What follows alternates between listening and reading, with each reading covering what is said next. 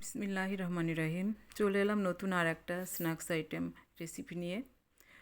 তো আসসালামু আলাইকুম, welcome to life with SND.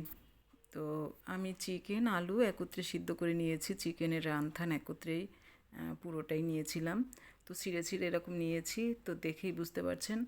আর আলুটাকে ম্যাশ করে নিলাম, সাথে পেঁয়াজ কুচানো, কাঁচামরিচ, ধনেপাতা, ক্যাপসিকাম, মটরশুঁটি, একটু মরিচের গুঁড়ো, আদা রসুন পেস্ট, আর সাদা কালো গোলমরিচ, চিজ, ধনেপাতা কুচানো, একটু সয়া সস, স্বাদ মতো লবণ দিয়ে আর কর্নফ্লাওয়ার দিয়ে ভালোভাবে মেখে নিচ্ছি।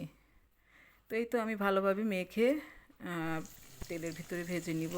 যদিও এটা তেলে ভাজা, তারপরেও হেলদি আছে, সব ধরনের জিনিস আছে, তবে আমি বলবো যে এটা যে দুর্দান্ত হয়েছিল, না খেলে কেউ বুঝতেই পারবেন না। একবার ট্রাই করে দেখুন, অসাধারণ। আমার কথা বলবেন যে কতটা মজা হয়েছিল, আপু মিথ্যা বলেনি। তো আজ এই পর্যন্তই। সবাই ভালো থাকবেন, আমার জন্য দোয়া করবেন। আল্লাহ হাফেজ।